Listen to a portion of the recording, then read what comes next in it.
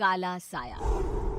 यूं तो बनारस घाट अपनी खूबसूरती के लिए बहुत प्रचलित है, पर घाट के किनारे कई राज लिए बैठे हैं।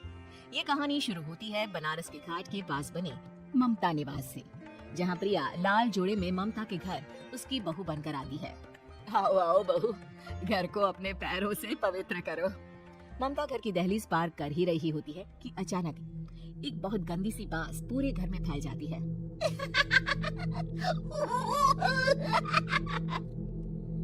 ये बदबू और ये आवाजें, ये कौन हंस रहा है माँ? अब ये पड़ोसी ना हमारे थोड़े अलग से है। कहाँ हम शाकाहारी और ये मांस मच्छी खाने वाले। छोड़, तू ध्यान मत दे और गृह प्रवेश कर। और हाँ बहू, अपनी सास की एक बात हमेशा याद रखना, इन पड़ोसियों से तो कभी बात नहीं करेगी। अच्छे लोग नहीं है ये।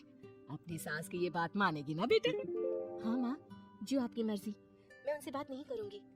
अगले दिन प्रिया अपनी पहली रसोई बनाने रसोई घर में जाती है। ये छींक की बात तो नाक में जा रही है। एक काम करती हूँ, खिड़की खोल देती हूँ। प्रिया खिड़की खोलने जाती है। इतने जाले, लगता है इस खिड़की को कभी खोला ही नहीं गया। पर ऐसा क्यों? ओह, नॉन वेज की स्मेल आती होगी ना। 2 मिनट के लिए खोल लेती हूँ, फिर बंद कर दूंगी। प्रिया खिड़की खोलती है। खिड़की खोलते ही उसकी नजर सामने वाले घर की खिड़की पर पड़ती है, जहाँ एक लड़की खड़ी होती है। हाथों में मेहंदी, लाल रंग की साड़ी, बिल्कुल सजी धजी, मानो प्रिया की तरह ही वो भी नई नवेली बहू हो। वो प्रिया को देखकर मुस्कुराती है। हे भगवान, माँ ने तो इनसे बात करने को मना किया था। प्रिया फौरन ही खिड़की बंद कर देती है और तवे पर चढ़ी रोटी की ओर देखने लगती है, पर वहाँ रोटी न होकर मछली पड़ी होती है। ये क्या? पहली ही रसोई में इतनी बड़ी गलती। हे भगवान, अब मैं क्या करूं? प्रिया बहुत डर जाती है और फौरन रसोई की सफाई करने और फिर सभी के लिए खाना बनाने लग जाती है। जब वो सबको खाना परोसती है, सब तो ठीक है, मैं बेकार में चिंता कर रही थी। हे भगवान, ऐसे ही बस अपनी कृपा बनाए रखना। रात के वक्त जब सब सो रहे होते हैं, तब प्रिया को पायल की आवाज सुनाई देती है, जिससे उसकी आंख खुल जाती है। ये पायल की आवाज कहाँ से आ रही है? प्रिया उठकर उस आवाज के पीछे छत की सीढ़ियों तक जाती है। तभी उसे बच्चे के रोने की आवाज आती है। प्रिया छत पर जाती है तो क्या देखती है? वही लाल साड़ी वाली लड़की अपनी गोद में एक नवजात बच्चे को घुमा घुमा कर सुला रही है। तभी प्रिया की नजर उसके पेट पर पड़ती है। ओह गॉड, ये तो प्रेग्नेंट भी है। सुनिए, बच्चा सो नहीं रहा है क्या? मैं कुछ मदद करूं? नहीं नहीं, आपके घर वालों को अच्छा नहीं लगेगा, मैं संभाल लूंगी। स्नेहा की गोद से बच्चा हाथ मारकर प्रिया की गोद में आने को छटपटाने लगता है। दोनों घर अगल बगल में बने होने के कारण प्रिया उस बच्चे को गोद में ले लेती है। प्रिया के पास आते ही वो सो जाता है। बच्चे का वो स्पर्श रात भर प्रिया भूल नहीं पाती और अगली सुबह वो छत पर कपड़े सुखा रही होती है। तभी उसे एक औरत इशारा करके बुलाती है। स्नेहा कह रही थी बाबू तुम्हारी गोद में आती ही सो गया। मैं गौरी, स्नेहा की माँ हूँ। बहू, घर आना, बाबू को खिला भी लेना। शाम को जब घर पर कोई नहीं रहता, बच्चे से मिलने के लिए प्रिया छिपकर अपनी पड़ोसन के घर चली जाती है और कुछ देर बच्चे को खिलाकर वापस लौट आती है। इसके कुछ दिन बाद ही प्रिया को पता चलता है कि वो माँ बनने वाली है। ममता की खुशी का ठिकाना नहीं रहता। माँ जी, पता नहीं क्यों उल्टी आ रही है। प्रिया भागती हुई वॉशरूम में जाती है तो हरे और लाल रंग की उल्टी करती है। उस उल्टी में से कीड़े निकलते हैं।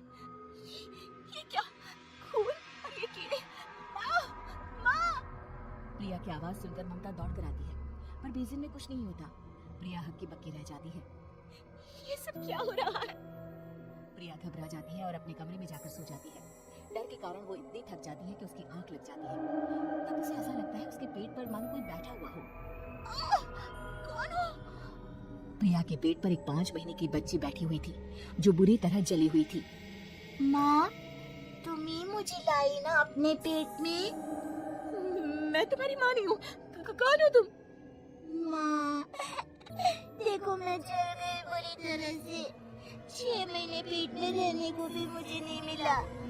सहला दो ना माँ। बचाओ! बचाओ! माँ! ममता दौड़कर कमरे में आती है। प्रिया की बातें सुनकर वो सब समझ जाती है। तू कहीं बगल वाले घर में तो नहीं जाकर आई ना बहू? मुझे माफ कर दो, मैं गई थी माँ। उस घर में सब मरे हुए हैं बहू। कई साल पहले स्नेहा उस घर में बहू बनकर आई थी। कुछ ही दिन में वो एक बच्चे को जन्म देने वाली थी। पूरा घर बच्चे के आने की खुशी में खोया था। कि एक दिन अचानक उस घर में आग लग गई। सब बुरी तरह जलकर मर गए। गौरी आज भी दादी बनने का इंतजार कर रही है और इसीलिए स्नेहा ने अपना अजन्मा बच्चा तुम्हारी कोख में डाल दिया।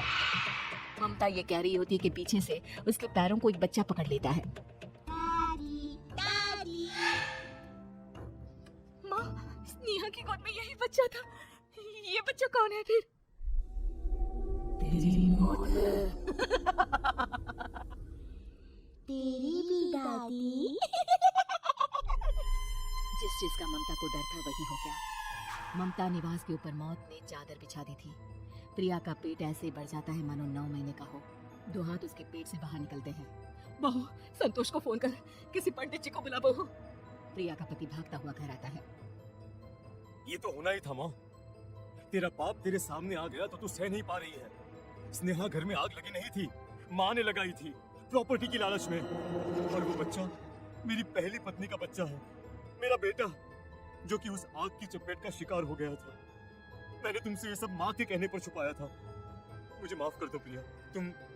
तुम अगर चाहो तो यहाँ से जा सकती हो। मैं तुम्हें किसी भी बंधन में रखना नहीं चाहता। मेरी शादी हुई है आपसे, मैं आपको छोड़ नहीं सकती, पर उससे पहले हमें स्नेहा, उसकी माँ और बच्चे की आत्मा की शांति करवानी होगी। संतोष और ममता गौरी के घर जाते हैं। अंदर सब कुछ जला हुआ होता है।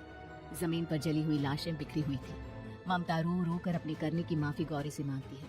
प्रिया स्नेहा के घर वालों का अंतिम संस्कार करवा देती है और ममता निवास फिर से आत्माओं के साए से मुक्त हो जाता है।